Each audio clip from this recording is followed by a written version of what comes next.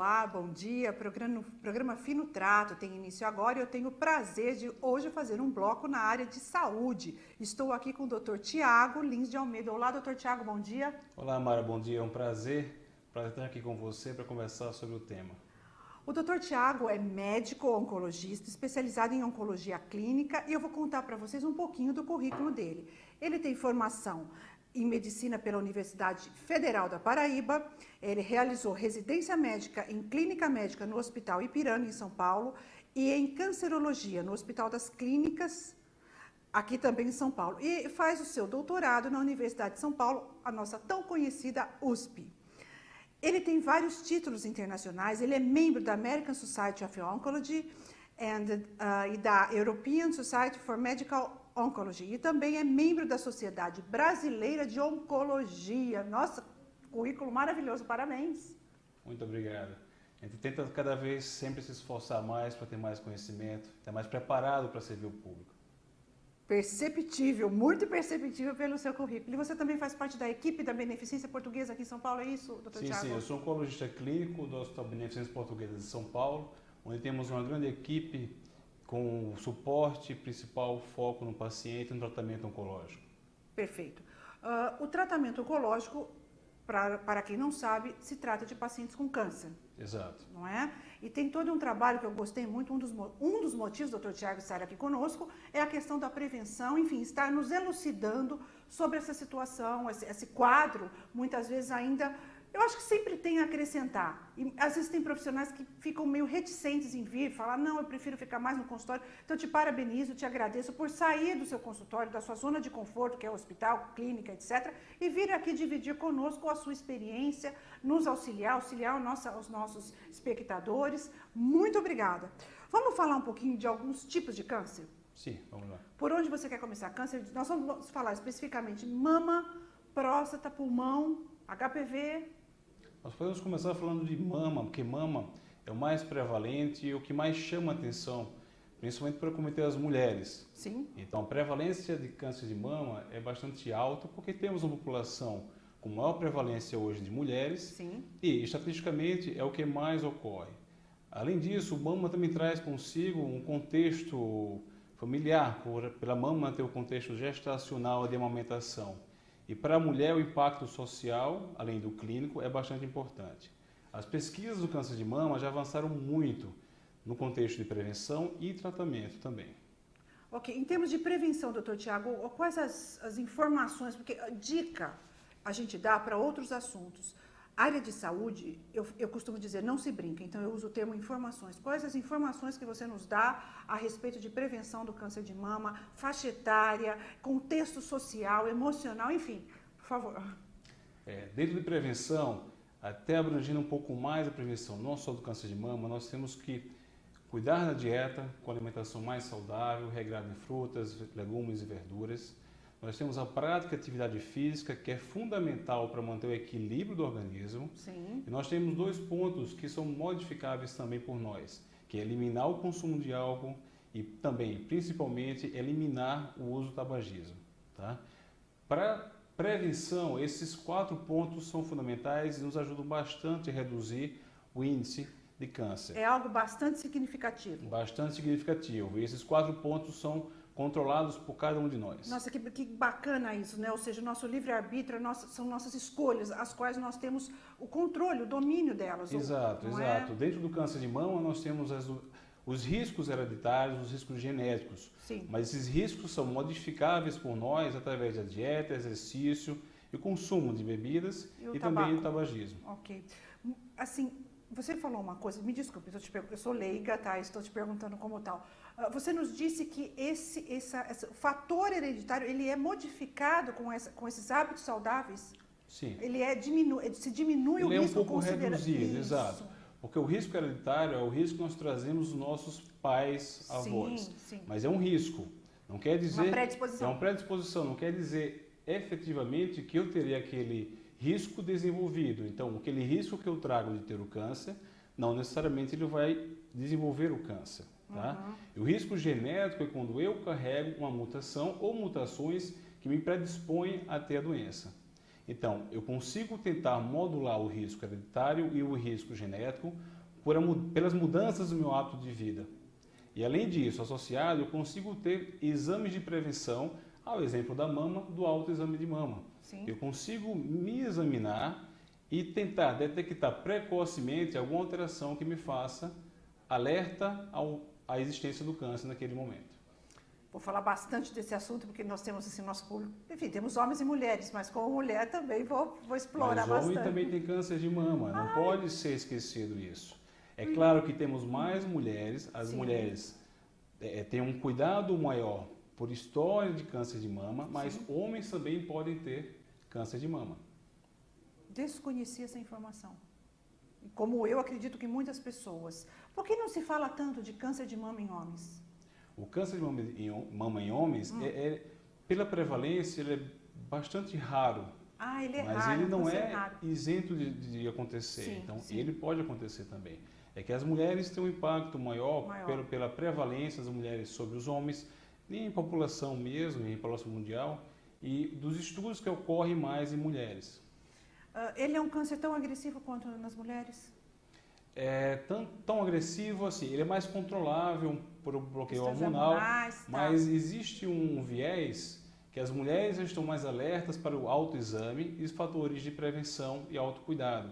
Os Perfeito. homens desconhecem um pouco Descuidam. essa presença, esse risco do câncer de mama e não têm esse hábito de exame de prevenção, de autoexame de mamas. Então, quando acontece, em alguns casos, ele já ocorre de um momento mais agressivo, de uma fase mais espalhada, vamos dizer assim. Perfeito. Para a gente ir para outros tipos de situações, para finalizar a questão do câncer de mama, existe uma idade onde ele é, digamos assim, existe um maior risco, maior incidência em termos estatísticos na mulher do câncer de mama? Existe uma idade que te fala assim, a probabilidade nessa idade, o risco é muito maior, o risco aumenta muito. Existe essa idade? Existe um pouco de uma relação somada de fator genético, fator hereditário, mas também de um fator hormonal que acompanha as mulheres por toda a sua vida, desde a menopausa, desde a menarque, que é a primeira menstruação, até a menopausa. E aí varia de acordo com o uso do anticoncepcional, também da prole que a mulher tem, quantos filhos essa mulher vai desenvolver ou desenvolveu durante a sua vida. As mulheres em faixa jovem, adulta, têm um risco um pouco maior, mas a gente acompanha que essa prevalência ela não é estática. O que observamos atualmente é que mulheres mais jovens vêm desenvolvendo também câncer de mama. E aí se dá pelo diagnóstico mais precoce, pelo um autocuidado maior. Mas mulheres idosas também têm câncer de mama. Ok. Depois nós vamos comentar um pouquinho dos tratamentos. Você gostaria de comentar agora dos tratamentos, no caso do câncer de mama? Não, fica à vontade, deixa à sua disposição. Eu acho que vamos colocar mais alguns tipos, porque eu acho que em termos de tratamento, eu acho que uma visão geral, acho que fica para o nosso espectador, fica ok. Vamos falar então, estamos falando de mulher, calma, eu vou chegar em vocês homens, aguardem um pouquinho. HPV. O HPV, ele está relacionado com a transmissão sexual. Sim. E historicamente o HPV ele é um fator predisponente para ocorrer o câncer de colo de útero. Tem uma relação muito direta. É claro que nem todos os cânceres de útero eles são relacionados com HPV, mas a existência do HPV como infecção no colo de útero, ele aumenta e muito o risco do câncer de colo de útero. Potencializa e aumenta. Enfim. Exatamente, porque ele é, por compreensão, um corpo estranho, ele não deveria estar lá. Certo. Então, o processo de infecção viral que ele causa desenvolve mutações de defesa no organismo, mutações por agressão, que essas mutações em soma vão construir um clone celular mutado, que é atípico, que vai desenvolver a neoplasia. E bastante interessante, você tocou no assunto do HPV, que é muito importante, porque o HPV, durante muito tempo, esteve relacionado quase que exclusivamente com câncer de colo de útero. Mas hoje nós temos, por estatística e por exames de bioquímica molecular comprovadamente, que o HPV está relacionado também com câncer de cabeça e pescoço. E novos estudos, agora em 2013, evidenciam que o HPV pode estar presente como fator de risco para câncer de pulmão e câncer de esôfago e laringe. Ou seja, sério, né? Sério. Muito sério. Muito sério. E de forma bastante importante para combater esse risco do HPV, nós temos as vacinas. Sim, gostaria que falasse um pouquinho das vacinas. As vacinas que têm um fator de proteção bastante importante para aquelas meninas, e hoje já meninos, início de atividade sexual. Pois não. É importante que a gente, quando fala do câncer, como estamos comentando aqui, em fatores de risco e prevenção, nós temos um foco muito importante sobre tratamento. Mas se nós temos vacinas que possam contribuir para eliminar esse risco do HPV, isso é fantástico. É você eliminar a causa do câncer. Uma das causas. Uma das causas desse tipo de câncer. O HPV ele tem inúmeros tipos, não são todos os tipos que provocam câncer, pelo menos eu tenho essa informação, que é um número reduzido, porque se essa pessoa é feito o diagnóstico, comprovada a presença da questão do HPV e entra no estado de pânico. Eu acho que é importante, não são todos os tipos que vão causar o câncer? Não são todos os tipos. O HPV é um vírus, Sim. que ele, na verdade, a sigla engloba vários subtipos do grupo viral. Então, alguns tipos vão desenvolver verrugas, condilomas e outros, mais específicos, poderão, como fator de risco, não é que vai desenvolver, mas como fator de risco, poderão desencadear a carcinogênese, que é o surgimento do câncer. Okay. E para isso é fundamental o segmento com o ginecologista. Perfeito. Em questão das vacinas, são 3 doses, não é? Porque é uma febre, é uma epidemia o câncer. Eu não tenho o exato número, mas eu li algo, não sei se você pode me confirmar, se é algo em torno disso, uma coisa assim, em torno de 50% das mulheres jovens, adolescentes, mulheres jovens acho que talvez em torno de 20, entre, sei lá, 17, 25, não sei. É muito alto o número de pessoas com HPV. É muito alto, Muito alto, assustador. É muito mais que 50%, Mara. E além disso, é subdiagnosticado, porque a gente não consegue fazer um rastreamento com Papa Nicolau, com exames sorológicos mais precisos, para toda a população. Então, esse risco dessa epidemia do HPV é um risco estimado, não é um risco real em si. Perfeito. Mas esse risco estimado já é um risco muito alto pela prevalência. Então, disseminar essa vacina, seja no grupo particular ou no público mesmo, englobando toda a população, é fantástico. Essa vacina já é disponibilizada na rede pública? Não, ainda não. Existe um processo ainda um pouco burocrático, mas existe uma previsão para 2014 ela está disponível. Perfeito. Não é uma vacina barata, nós sabemos disso, não é? São 3 doses, muito importante, né? São 3 doses. Exato. Mas assim, fica o alerta e eu acho que em saúde o barato sai caro. Eu defendo isso assim, eu sou chata quando se trata da questão de saúde. Quem me conhece sabe assim, a Mara é chata, sou chatíssima, entendeu? Então assim, e eu defendo, em saúde o barato sai caro. E muito caro. E não é um caro só financeiro, é caro na vida pessoal, na sua vida profissional, claro. No seu ser. E vou mais longe, na sua alma, porque aquilo te corrói. A doença, né, eu acho que é nossa obrigação cuidar, prevenir, cuidar, e o barato sai caro em saúde. É a minha opinião. Então, é caro, barato a vacina? É aquela coisa que diz assim, né? Você acha caro o preço da educação? Testa o preço da ignorância, não é? Sim. Então, eu acho que nós temos que ter muito essa questão do... Não sei se é um fator... É muito mais caro do que a vacina, é muito mais caro o tratamento. O longo tratamento é muito mais caro do que vacinar. E por trás da vacina, a gente tem que entender que existem pesquisas moleculares, genéticas, que durante muitos anos foram resultar agora na vacina. Então, não é um achado ao acaso. É produto de muita pesquisa e de muito dinheiro. Por isso também que a vacina não é tão barata assim. Exatamente. Vamos falar um pouco agora de um câncer, do público masculino, que é a questão do câncer de próstata.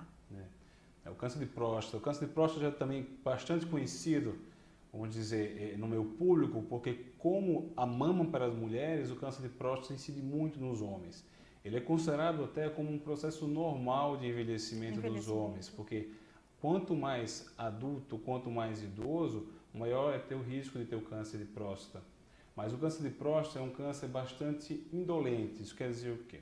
Ele, por comportamento natural, ele pode ser um câncer que exista, mas não seja ele o responsável pelo teu risco de óbito. Sim. Porque quando nós atingimos uma idade avançada, como 80 anos, 90 anos, nós temos vários outros riscos maiores até do que o câncer, para um risco de mortalidade, como o risco cardiovascular, como o risco de infecção. Então, esses riscos de infarto, AVC, são maiores até do que o risco que o câncer nos dá. Principalmente nessa população idosa, seria exatamente, isso? Exatamente. Uma pergunta assim, eu vou falar como ouvi, tá? Me perdoe a simplicidade. Que nos idosos, uma vez uma pessoa, um médico, né, Falou, Mara, eu tive um amigo que estava com câncer no fígado. E ele não é oncologista, esse amigo meu, que é outra área da medicina, ele falou, Mara, é muito agressivo o câncer no fígado. Quando eu já estava em metástase, ele falou, principalmente por causa da idade. Ele era um adulto jovem e foi a óbito. E ele colocou o seguinte, no idoso, o tumor, ele é mais lento, tudo no idoso é mais lento, inclusive o tumor. Essa informação procede? De maneira geral, claro. Assim, essa compreensão, ela pode ocorrer, sim, Tá. mas não é que o tumor seja mais lento no idoso. Isso depende do próprio tumor, até do comportamento de agressividade do tumor. Mas o que nos preocupa no idoso é que no idoso nós temos uma deficiência de defesa pelo nosso processo normal de envelhecimento.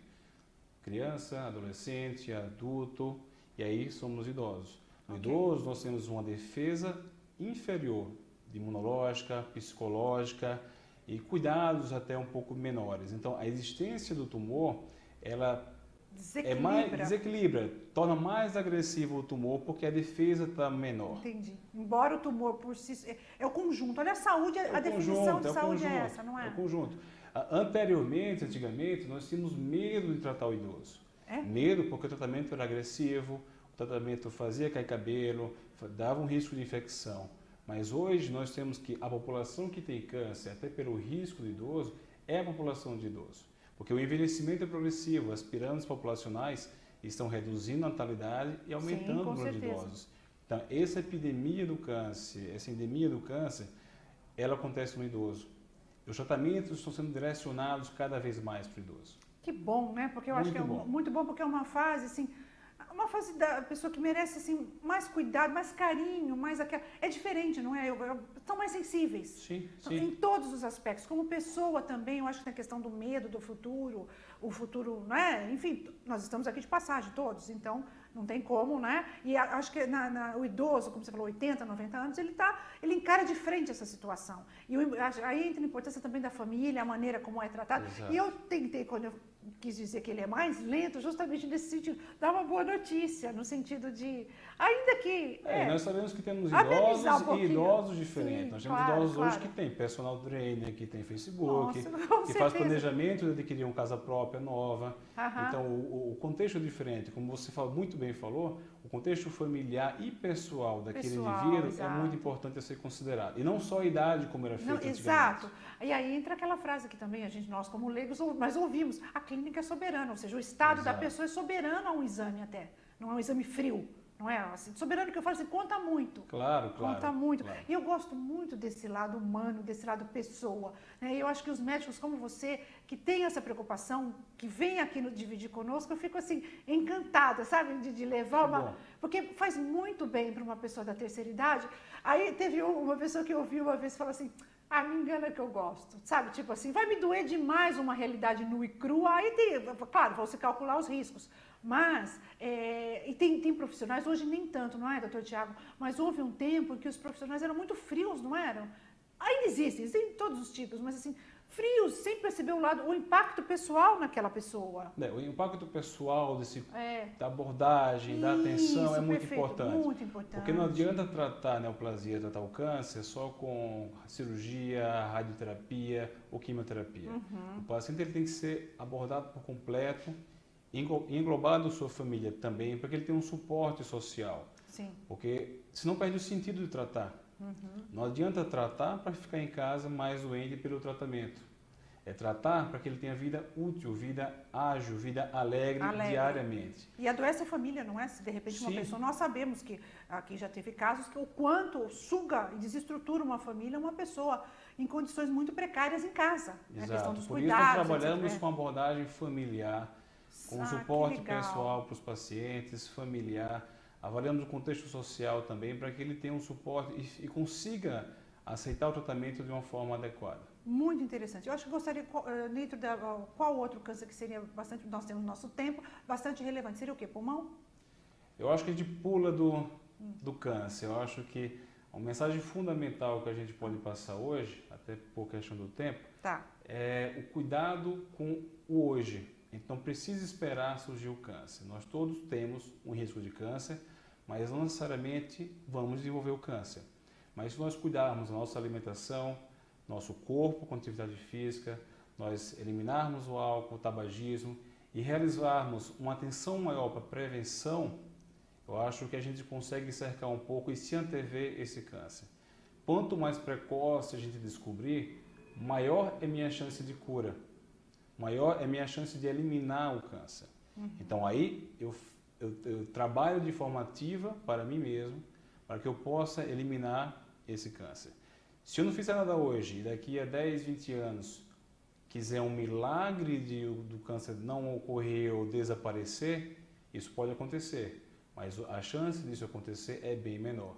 Eu acho que essa luta está na mão de cada um, para que cada um possa se antever esse risco de ter o câncer. Isso é bom, né? Que uma vez que temos a informação, só cabe a nós. Exatamente. Não é? Por isso exatamente. que a informação é fundamental, né? Exatamente. Porque é uma escolha, né? Uma escolha nossa e que, enfim, só vai trazer benefício, só vai nos trazer benefício a nós e a quem amamos, porque a doença, ela compromete a família toda. Exato. E traz todo o contexto do equilíbrio racional, do equilíbrio psicológico da família. A gente sabe que o paciente, quando é mais depressivo, quando ele é mais ansioso, ele tem um percentual de chance, até mesmo do tratamento, ser menos efetivo. Então a gente tem que estar pronto fisicamente e mentalmente para lutar, porque contra o câncer é uma luta. E nessa prevenção a gente se antecipa, a gente se prepara com as armas. Você faz parte de um corpo clínico na Beneficência Portuguesa aqui em São Paulo, é isso? Exato, Você exato. tem alguma informação que gostaria de disponibilizar no sentido de alguma dica, alguma informação, saúde é informação? Ou deixar um contato da Beneficência, um contato pessoal. Ele vai voltar, viu? Porque ele vai falar, eu vou explorar bem, eu vou já deixar o convite, ele vai falar bastante coisa. E também eu vi aqui na sua formação a sua residência clínica médica, é isso? Exato, exato. Também como um consultor nosso de várias áreas, né? Desse programa educacional que o programa Fica um prazer ficar à sua disposição para retornar aqui, conseguir conversar mais. Com certeza. E a gente não só trata, mas esse cuidado com prevenção e com contexto familiar também é muito importante. Eu trabalho na Beneficência Portuguesa, mas o contato eu acho que vocês podem passar depois, ou alguém acho que pode o site, ligar. né? www. Existe o site da Beneficência Portuguesa e o acesso é fácil. Também está no site. Fico à disposição também. Ok. Doutor Tiago, considerações gerais, enfim, temos alguns minutos ainda, caso queira, minutos ou produção, aguarde. Eu sempre bato firme no contexto que a gente não precisa descobrir o câncer para se cuidar. Eu acho que o momento é agora. É o meu momento agora de me cuidar, é o seu momento agora de se cuidar, é o momento de quem está ouvindo se cuidar com qualidade de vida, para a gente ter mais vida. E quando a gente tem o câncer, a gente vai ter que tratar. E a gente não pode perder esse fundamental tempo onde a chave de tudo está nas nossas mãos. Então, viver acelerado, não fazer exercício, se alimentar mal, isso vai repercutir lá na frente. E ainda mais uma metrópole como São Paulo, onde a vida, o grau de estresse aqui é altíssimo, não é? A competição, as cobranças, enfim. Então, acho que não existe melhor lugar, não existe local melhor do que São Paulo para se ter esse tipo de conduta, para olhar para esse lado, para onde aponta o vetor. Porque aqui em São Paulo o estresse, os níveis são altíssimos, não precisa nem recorrer a estatísticas, não é? Exato, exato. Aqui em São Paulo tudo corre mais rápido, mas a gente precisa priorizar. Isso. A gente tem que inserir a qualidade de vida dentro do dia a dia. Ok. Calma, produção, o assunto está muito bom, eu já vou chamar o intervalo. Nós ficamos aqui à vontade, nosso programa é ao vivo, isso é muito gostoso, não é, doutor Tiago? Porque Muito fica à bom. vontade, nós temos essa interação e nosso objetivo é levar informação para você, e não uma coisa muito quadradinha, aquela coisa assim.